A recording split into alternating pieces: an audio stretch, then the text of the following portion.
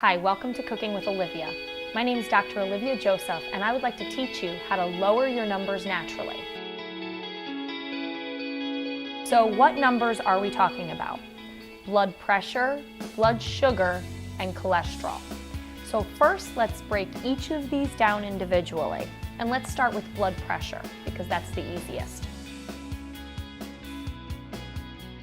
So, in a perfect world, your blood pressure would be about 120/80.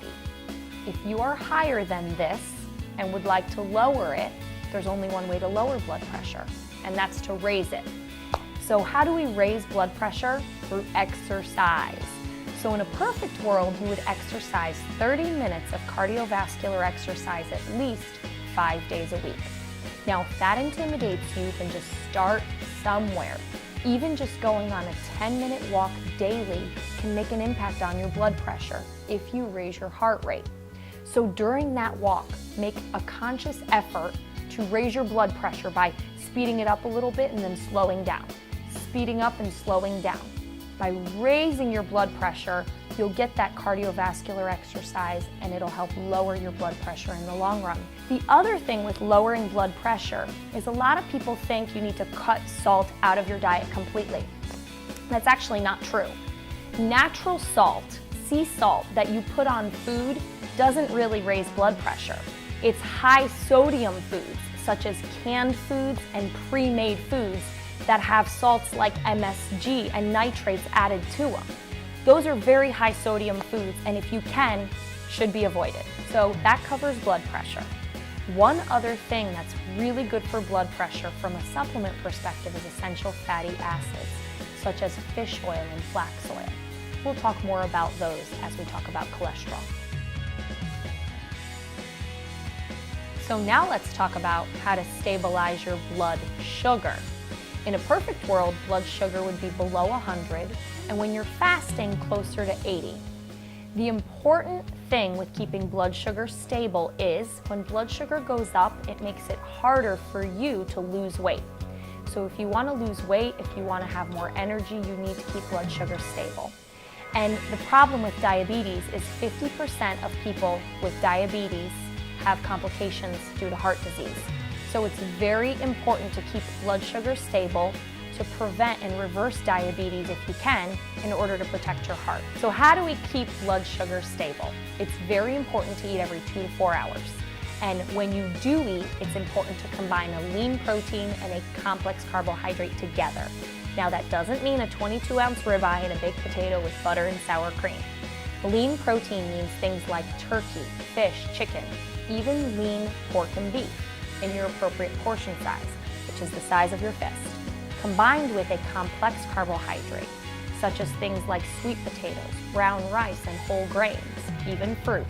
When you combine those two together, blood sugar can stay stable for up to 4 hours.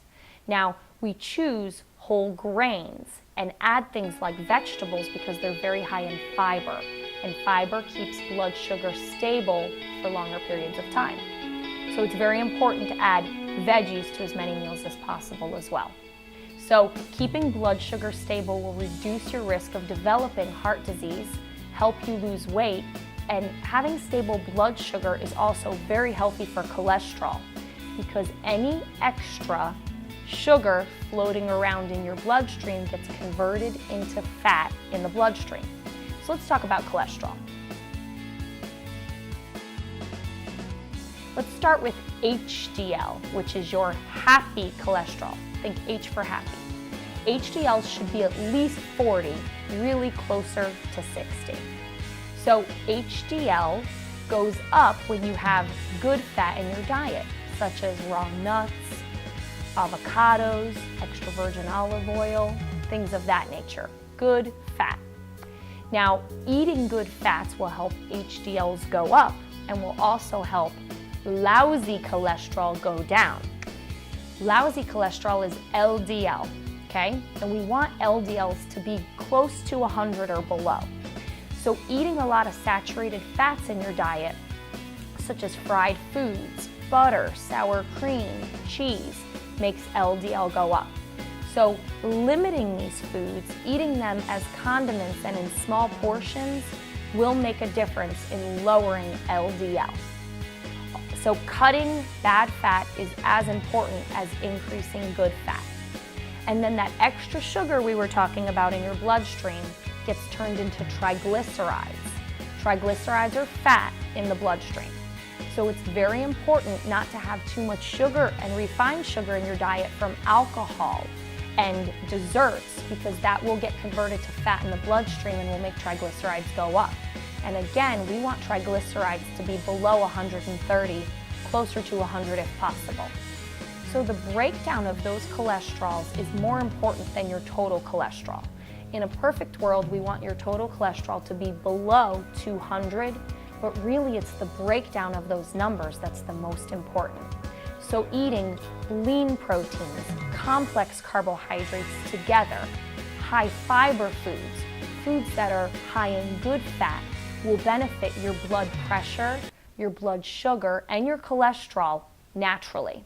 Now there's some great supplements out there that can help as well.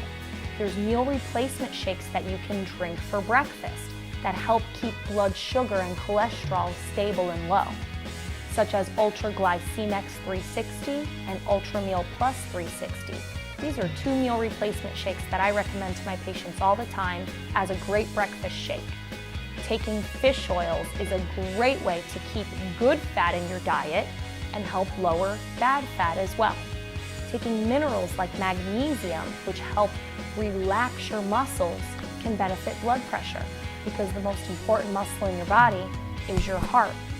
Also, taking niacin, slow-release niacin in particular, is phenomenal at raising HDLs and lowering triglycerides. So if you lower your triglycerides with dietary and lifestyle factors, then LDLs go down next. So I hope you see it's a domino effect and all of these numbers affect each other. So hopefully you've learned something today that can help you get healthy naturally.